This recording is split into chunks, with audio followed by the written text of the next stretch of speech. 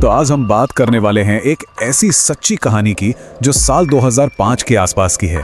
ये कहानी है एक नई बनी हाउसिंग सोसाइटी की और वहाँ रहने वाले लोगों की, जिनका सामना कुछ ऐसी चीज़ों से हुआ जिसकी उन्होंने कभी कल्पना भी नहीं की थी। सोचिए, अगर कोई आपसे ये लाइन कहे तो आपके मन में क्या आएगा?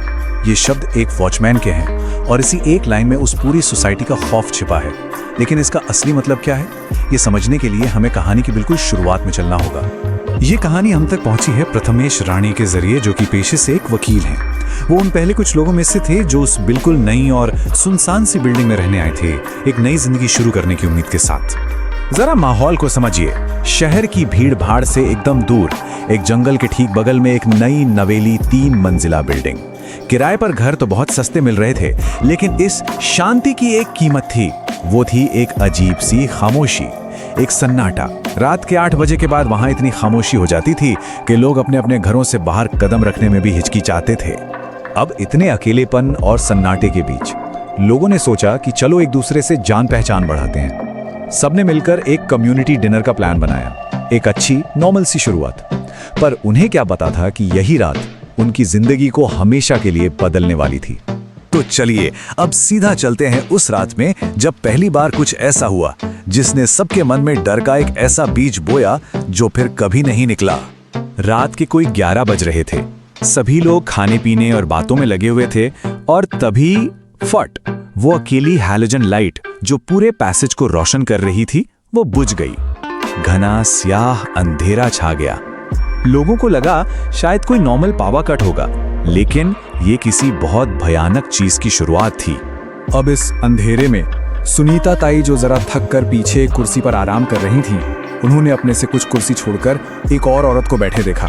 पहले तो उन्होंने ध्यान नहीं दिया, पर फिर उन्होंने जो देखा उस पर यकीन करना नामुमकिन था। उस औरत का हाथ धीरे धीरे कुर्सियों के ऊपर से होता हुआ लंबा होकर उनकी तरफ बढ़ रहा था, और जैसे ही उस बर्फ जैसे ठंडे हाथ ने सुनीता ताई की कलाई पकड़ी, उन्होंने उसका चेहरा देखा।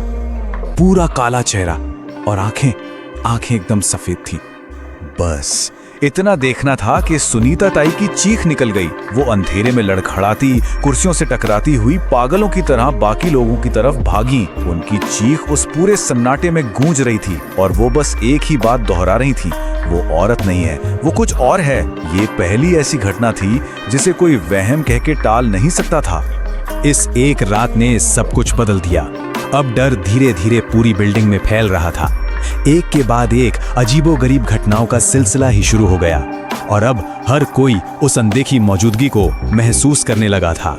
अगले ही सुबह हमारे नरेटर प्रथमेश जब बिल्डिंग के पीछे टहल रहे थे तो उनकी नजर एक बहुत ही अजीब चीज पर पड़ी। जमीन में 7 मूर्तियां दबी हुई थीं। ये कोई आम मूर्तियां नहीं थीं। काले पत्थर से बनी थीं, इंसानी शक्ल की, पर उनका कोई चेहरा ही नहीं था, बिल्कुल सपाट। और सबसे अजीब बात, उन्हें जमीन में एक लाइन से उल्टा गाड़ा गया था, मतलब सिर नीचे की तरफ। प्रथमेश ने जब उन्हें छूकर देखा तो उस तपती दोपहर में भी वो बर्फ की तरह ठंडी थी। और मानो इतना काफी ना हो, उन्हीं मूर्तियों के पास एक पुराने बरगद के पेड़ पर टीन की एक तख्ती ठुकी हुई थी और उस पर बस 3 शब्द खुरचकर लिखे हुए थे, यहाँ रुकना मत। एक सीधी सादी चेतावनी। किसने लिखी, क्यों लिखी, कोई नहीं जानता था। डर अब हवा में घुल चुका था।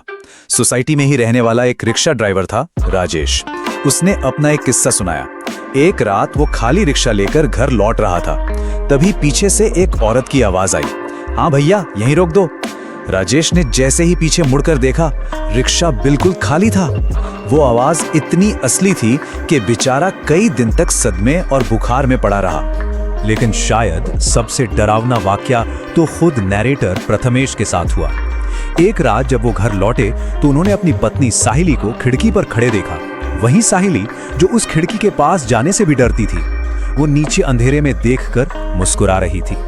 प्रथमेश ने जब उसके कंधे पर हाथ रखा तो साहिली का चेहरा देखते ही उनके होश उड़ गए।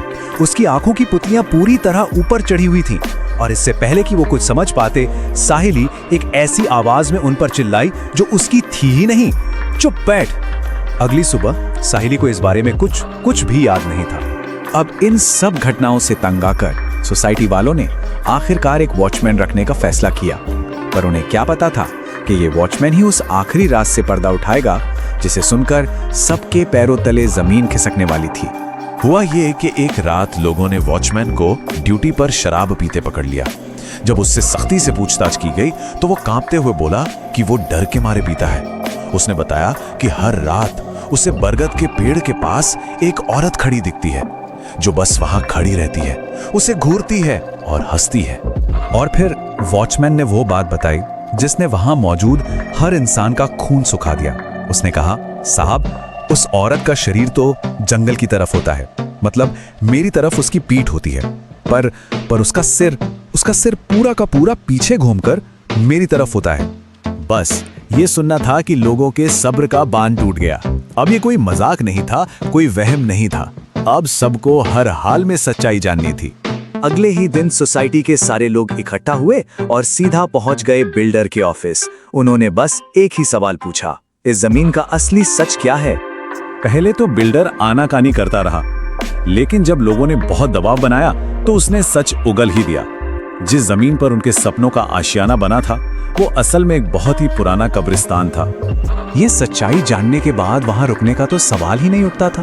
प्रथमेश ने जैसे तैसे कुछ महीने और निकाले और फिर वो घर हमेशा हमेशा के लिए छोड़ दिया। वो बताते हैं कि उसके बाद उन्होंने कभी उस इलाके की तरफ मुड़कर भी नहीं देखा। प्रथमेश को नहीं पता कि वो बिल्डिंग आज भी वहां है या नहीं, क्योंकि उसके आसपास अब बहुत डेवलपमेंट हो चुका है। लेकिन एक सवाल मन में जरूर रह जाता है, अगर उस जमीन पर वाकई कुछ था तो आज वहां क्या होता होगा, और वहां रहने वाले नए लोगों का क्या? ये एक ऐसा सवाल है जिसका जवाब शायद एक रहस्य ही बना रहेगा।